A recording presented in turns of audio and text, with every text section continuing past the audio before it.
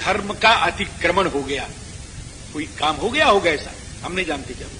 धर्मातिक्रमण के बाद उनके देश में अनावृष्टि हो गई। राजा का फल, पाप का फल प्रजा को भोगना पड़ता है। राजा के पुण्य का भी फल प्रजा भोगती है।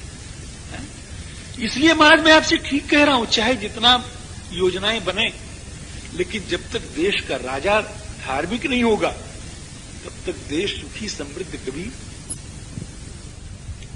अनावृष्टि, भयंकर अनावृष्टि हो गई महाराज जी, कई वर्षों की, बहुत दिन तक रहने वाली। सुदारुणा सिद्ध है, भविष्यति सुदारुणा अनावृष्टि सुघोरा वही सर्वलोक भयावहा। उस अनावृष्टि के लिए 3 विशेषण दिया, एक तो सुदारुणा, दूसरे सुघोरा और तीसरे सर्वलोक भयावहा। सारा संसार त्रस्त हो गया। महाराज ने सोचा क्या करें, लोगों को बुलाया, बड़े बड़े ज्ञानी विज्ञानी थे महाराज लोकपाल के दरबार में। लोगों ने समझ लिया, समझ के कह दिया कि महाराज ऋषि सिंह महाराज जब आवेंगे आपके नगर में तब आपकी अनावृष्टि शांत होगी, अन्यथा ये अनावृष्टि खत्म होगी नहीं। अब वो आवे कैसे, तो कहें वो जंगल में रहते हैं, विभांडक ऋषि के पुत्र हैं, और विभांडक ऋषि ने उनका ऐसे पालन किया, वेदों के वेदांगों के विद्वान हैं, लेकिन ये सब होने के बाद भी कभी नारी का दर्शन भी उन्होंने नहीं किया है। स्त्री का दर्शन, स्त्री क्या होती जानते ही नहीं महाराज, नारी दर्शन भी कभी नहीं। और सुनो, कभी फल मूल कंद आदि को छोड़ करके और कुछ पाया भी कभी नहीं है, ऐसे थे। अब कौन जाए, तो मुनियों से, महाराज रोमपाद के विषय में देश में रहने वाले जो मुनि थे उनसे कहा गया, महाराज ऋषि हैं, आप ही जाओ, आप ही बुलाओ। कहे महाराज सीधे साधे तो महाराज न भेजेंगे और न वो आवेंगे, धोखा देना पड़ेगा, और ये धोखा देने वाला काम हम करेंगे तो महर्षि हमको साथ दे देंगे। इसलिए प्रार्थना ऐसा, हम लोग डर रहे हैं। न गच्छे मर्षेर भीता अनुनेष्यन्ति तम नृपम। तो फिर कौन जाए, तो निश्चित हुआ कि गणिकाएं जाए, वेश्याएं वेश्याएं जाएं, और वेश्याएं जाकर के ऋषि को किसी भी प्रकार से ले आवे। अब वेश्याएं गई महाराज जी। अभी जैसे मैंने कहा था कि ऋष्य सिंगो बनचरस, वन में रहने वाले हैं, तपस्वाध्याय संयुत अनभिज्ञस्तु नारीणाम, नारी से अनभिज्ञ। अब ये जब गई वेश्याएं, अब डर के मारे पहले आश्रम तो जाए न, इधर नाचाएं उधर नाचाएं, कभी इधर देखें कभी उधर देखें। एक दिन विभांडक ऋषि थे नहीं, और ऋषि सिंह महाराज बाहर निकले, और बाहर निकले तो अब ये सब पहुंच गई महाराज, घेर लिया उनको। और जो घेर लिया तो ऋषि सिंह जी कहते हैं, अरे ऐसा मुनि तो मैंने कभी नहीं देखा, ये कैसा मुनि है ना, ये तो बड़ा सुंदर मालूम पड़ता है, ये तो मेरे मन को भी ऐसे सब है, ये तो मेरे मन को भी आकर्षित करता है। तो अच्छा तुम लोग कौन हो, तो कहा पहले तुम बताओ तुम कौन हो। तो उन्होंने कहा मैं तो श्री विभांडक महाराज का औरस पुत्र हूँ। श्री राम जी, मैं तो श्री विभांडक महाराज का औरस पुत्र हूँ। जयराम जी, तो जयराम, हाँ राम जी, क्या अच्छा आप कौन है, कि अच्छा हम अपना परिचय आपको बताएंगे, हम भी मुनि हैं। आपका परिचय, मुनि तो सब है, मन करके तो यहाँ पर काम कर ही रहे हैं। तो क्या अच्छा चलो हम आपकी पूजा करें, क्योंकि हमारे यहाँ पिताजी के यहाँ कोई मुनि आता है तो हमारे पिताजी उसका अर्घ्य करते हैं, पाद्य करते हैं, उसको फल अर्पण करते हैं। तो आप मुनि हैं, हमारे पिताजी इस समय है नहीं, अब आप चलिए हमारे यहाँ, हम आपकी पूजा करेंगे। अब महाराज वो सब गए, वो सब गई हैं। अब गई तो अब महाराज ने पूजा किया, उनका ऋषि सिंह जी ने, हो इदम अर्घ्यम इदम पाद्यम इदम मूलम फलंचन, पूजा किया। ऐसा न समझना कि मैं इसको बात फिजूल की इधर कह डालूंगा, कहूंगा तो बता दूंगा फिजूल की है ना, लेकिन यही कहने का लिए मौका नहीं, फिजूल कहां से कहूंगा। इदम अर्घ्यम इदम पाद्यम इदम मूलम फलंचन, और सब किया। तो उन्होंने, उन वेश्याओं ने कहा कि महाराज हमारा भी आश्रम पास में ही है, आप मेरे यहाँ भी कभी पधारो, और महाराज और हम भी, हमारा फल तो बड़ा बढ़िया है। अच्छा हाँ, फिर जरा देखें कैसा है। उन्होंने अपने झोली से निकाला और बढ़िया दे दिया हो, गोल गोल, समझे, झोली से निकाला, क्या कहते हैं उसको, लड्डू, बढ़िया लड्डू। वो लड्डू का नाम जानते हो क्या है, लड्डू के संस्कृत में नाम है मोदक। मोदक माने जो प्रसन्नता पैदा कर दे उसी का नाम है मोदक। जिसको देख करके ही तबीयत खुश हो जाए उसी का नाम मोदक। ये उसका अर्थ होगा मोदम करोती थी मोदका, है ना। जो मोदक, जो मोद मन में कर दे। लेकिन वो मोदक, हाँ, बड़े बड़े मोदक है महाराज। हमारे एक महात्मा थे, वो कहते थे मोदक राम नाम लीजिए, राम नाम ही लड्डू है। राम नाम लड्डू, गोपाल नाम घी, हरि नाम मिश्री घोर मिश्री घोर घाय। ये मोदक है महाराज। मोदक देखो, आपको जो बुद्धि देने वाले देवता है ना, क्या नाम उनका, श्री गणेश जी महाराज, है ना। उनको क्या पसंद है, बढ़िया ठाट के साथ मोदक। मोदक तो सात्विक वृत्ति वाला पाता है, हो राजसी वृत्ति वाला, तामसी वृत्ति वाला कहता है हमको तो मीठा अच्छा नहीं लगा, मुंह से चार तरह से टेढ़ा करता है, चार तरह से मुझे तो मीठा पसंद। ऐसे देखा आपने कभी, मुझे मीठा नहीं पसंद। अरे भागे, तुमको मीठा क्या पसंद होगा, ये पर मीठा है। मुनि को हमारे मोदक, किसी नमकीन में बताओ किसी का नाम मोदक हो तो, मोदकान प्रददुस्तस्मयी, लड्डू दिया बढ़िया, आ गया जीभ में पानी की नहीं आया। मोदकान प्रददुस्तस्मयी वक्ष्यांस्य विविधान शुभान, बढ़िया मोदक आया ठाट के साथ महाराज जी। और महाराज ऋषि सिंह ने उसको पाया और कहते हैं ऐसा तो कभी पाया नहीं, बड़ा अच्छा, बहुत कह और आए, हम बहुत देंगे आपको। उधर रहते हैं उस पल्ली पास, इसके क्या नाम उसका, पर्वत के उस पार हमारा भी आश्रम है। अब हम चलें। अब महाराज जी उन्होंने मोदक दे दिया।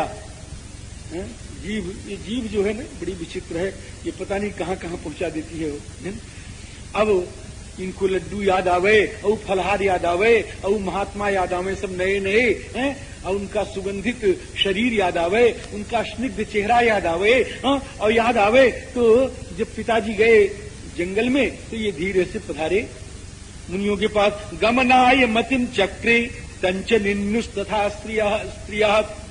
अब वहां गए तो कहते हैं वो फलहार कहाँ है, वो फलहार कहाँ है, मुझे लाओ। तो कहें उससे भी बढ़िया फलहार है हमारे पास। कहें कहाँ, कि हमारे असली आश्रम में। तो कहें अच्छा चलो वहीं चलते हैं। तो कहें कि पिताजी से पूछ लो कि हमको कोई डर नहीं पिताजी की, चलो चलते हैं, है ना। तो कहें अगर पिताजी बिगड़ेंगे तो कहें हम चले पड़ेंगे, तो बिगड़ेंगे क्या, फिर बिगड़ते रहेंगे, आओ चले, समझे ना। अब महाराज जी वो उनको ले करके और लड्डू इधर इधर करते करते और महाराज सीधे वो रोमपाद जी महाराज की राजधानी में आ गए। और जो ऋषि सिंह जी महाराज पधारे तो घनघोर वृष्टि आरंभ हो गई। ऋषि सिंह श्री राम जी बबरसु सहसा देव जगत प्रहलादयन सभा, एकदम मूसलाधार वृष्टि होने लग गई। पृथ्वी तृप्त हो गए, पक्षी तृप्त हो गए, पशु तृप्त हो गए, मानव तृप्त हो गए, सब के सब संतृप्त हो गए। मर राजर्षि रोमपाद ने समझ लिया कि श्री ऋषि सिंह जी महाराज पधार गए हैं। ऋषि सिंहो महातेजा शांतया, अपनी बेटी का ब्याह कर दिया शांता जी के साथ। और ये है दशरथ जी के मित्र, इसीलिए मिथिलावासी गाली देते हैं राम जी की, शांता आपकी बहन है। वास्तव में तो कथा ये है ना, कि वो ऋषि सिंह जी की है पुत्री, और ऋषि सिंह जी महाराज रोमपाद जी महाराज जो हैं दशरथ जी के हैं मित्र, और मित्र की पुत्री अपनी ही पुत्री ही होती है। और इनको ले आकर के अपने यहां बरसों बरसों, अभी बता रहा हूं, ऋषि सिंह जी और शांता जी को बरसों बरसों रखे हैं महाराज, अभी बता रहा हूं। तो ऋषि सिंह जी महाराज की कथा ये है, श्री सुमन जी महाराज ने सुनाई, और वो आवे आपके यहां, तब आपको पुत्र पैदा होगा, वो यज्ञ करावे।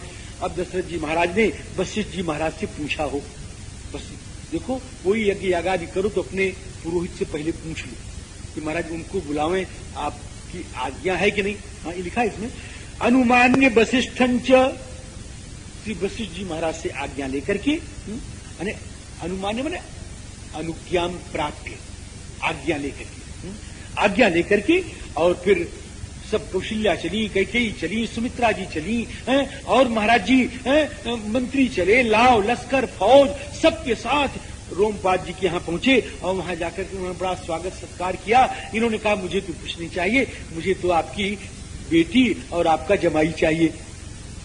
तो ऋषि सिंह जी महाराज को बुलाया कि बेटे जब बड़े हो जाते जरा उनसे पूछना पड़ता है, तो जरा पूछ ले। तो उन्होंने कहा हाँ हम जाएंगे पिताजी, हम तो जाएंगे। ऋषि पुत्र प्रतिश्रुत्य तथेत्याह नृपम तदा। अब उनको लेकर के महाराज श्री दशरथ जी आए और कहाँ रखे हो उनको?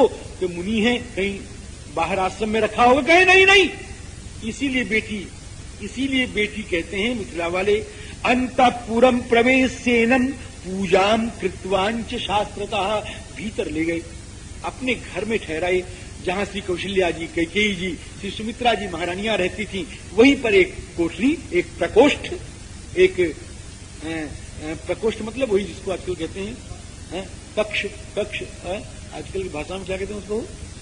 फ्लैट है ना। अंतःपुरम प्रवेश, तो वहां पर अंतःपुर में ले जा करके एक फ्लैट उनके भी रहने के लिए दे दिया, अटैच, समझे ना। अटैच था नहीं तो हमने फिजूल की बात कह दी।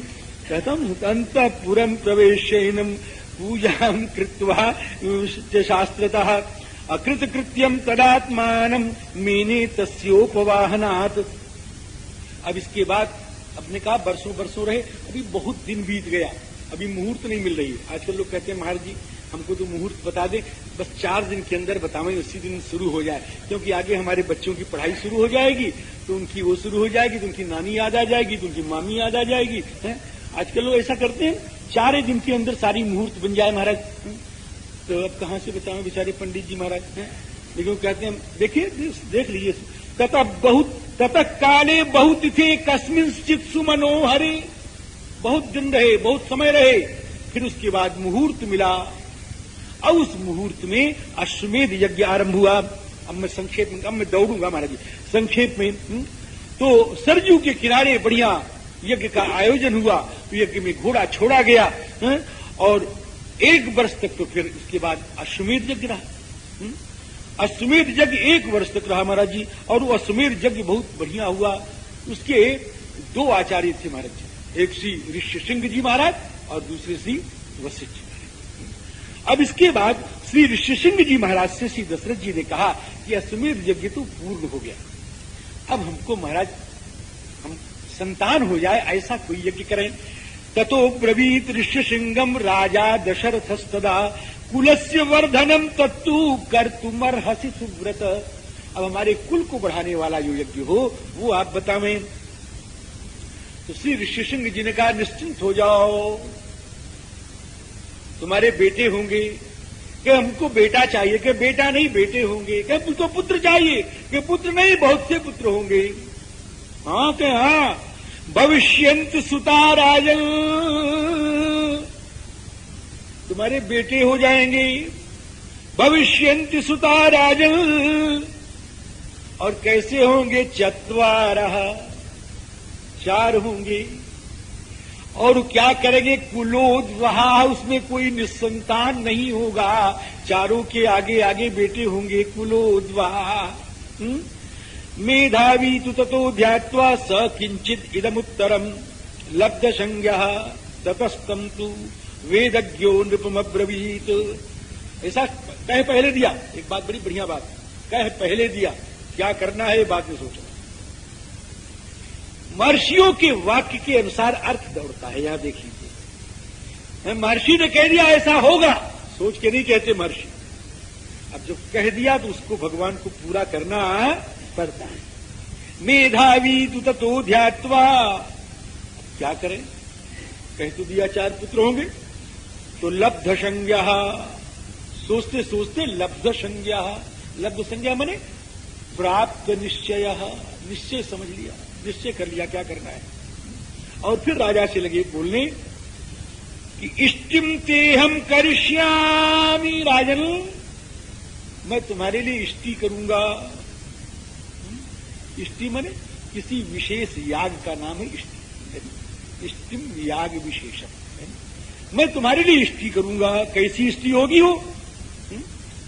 कि पुत्रियाम यानी पुत्रोत्पत्ति निमित्त भूताम इष्टिम करिष्यामि। इष्टिम तेहम करिष्यामि पुत्रियाम पुत्र कारणात्। ये पुत्र कारणात् पुत्रियाम इष्टिम अहम करिष्यामि।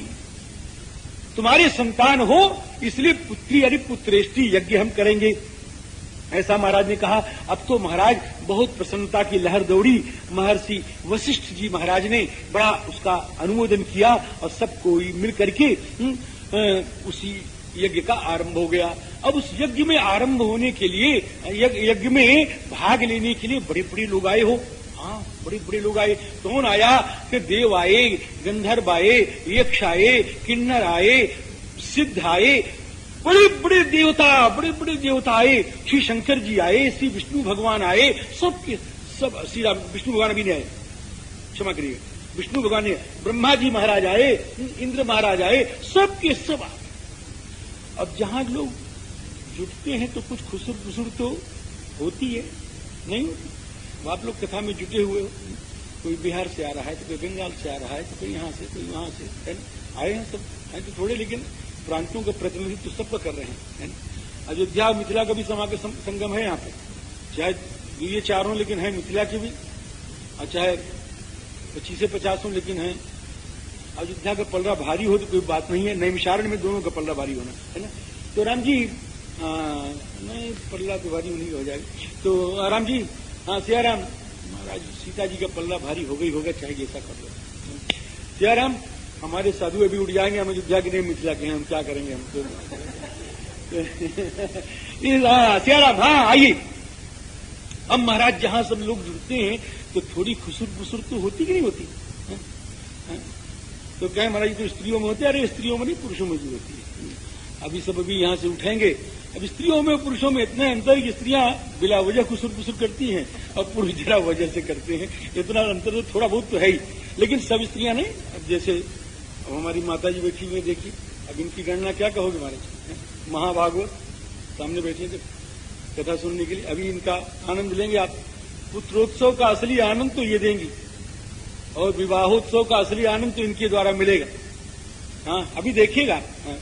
और भावपूर्ण वाणी, ऐसी भावपूर्ण वाणी कि जैसी वाणी आप सुनोगे तो कहोगे कि महाराज इस अवस्था में ऐसा तेज और ऐसी वाणी तो हमने सुनी नहीं, अभी सुनेंगे हम जी। मैंने कह दिया ऐसे। तो राम जी, खुसुर पुसुर तो कुछ होती है, थोड़ी बहुत तो होती है। और खुसुर पुसुर देवियों में नहीं, और देवताओं में हो रही है। अब सब बैठे तो खुसुर पुसुर होने लग गई। ततो देवाश्च गंधर्वा सिद्धाश्च परमर्षयः भाग प्रतिग्रहार्थम वै समवेता यथा विधि। सब महाराज समवेत हो गए। समवेता समवेता मरे एकत्रीभूता, सम्मिलिता, सब इकट्ठा हो गए महाराज जी। और अब सब इकट्ठा हो गए। ब्रह्मा जी महाराज बड़े हइये हैं, लोक पितामह हैं। ब्रह्मा जी महाराज ऐसे, तो इंद्र जी महाराज, वरुण जी, कुबेर जी सब कहे महाराज आपने गजब कर दिया है, बड़ा अनर्थ कर दिया है आपने, हमें बड़ा कष्ट मिल रहा है, बड़ा कष्ट दे रहा है। कहें क्या है? कि अब्रुवन लोक कर्तारम ब्रह्मांडम वचनम ततः भगवन् त्वत्प्रसादेन रावणो नाम राक्षसः सर्वान्नो बाधते वीर्यात् शासितुम तम न शक्नुमः। महाराज आपने ऐसा वरदान देकर के इस रावणवा को बढ़ा दिया है कि तो सचमुच रावण हो गया। रावण मने जो रुलावे, रावण मने जो रुलावे, लोगों से हाय हाय करा दे, विलाप करा दे, इसी का नाम है रावण। रावण समझ लेना आप कि रावण का मतलब होता, लोग कहते रावण भी तो महाराज महात्मा ही था। वाल्मीकि जी महाराज ने महात्मा लिखा है। अब कुछ लोग रावण के भक्त आते हैं मेरे से, कहते हैं महाराज रावण अच्छा स्कॉलर था, अंग्रेजी बोलते हैं, बड़ा स्कॉलर था, उसकी इसी बात थी नहीं। उन रावण के आप यहाँ तो कोई नहीं है। नैमिषारण्य की धरती में जो इतनी दूर से कथा सुनने आवेगा वो रावण को अच्छा थोड़ा कहेगा। जो लोग कहने वाले उनसे कहना जा करके कि जिसका नाम ही अच्छा नहीं है उसका काम क्या अच्छा होगा? अरे उसका नाम ही है रावण। रावण का अर्थ तुम पलट सकते नहीं, रावण को नहीं पलट सकते। तो क्या अर्थ है कि रावैती थी, जो बिलाए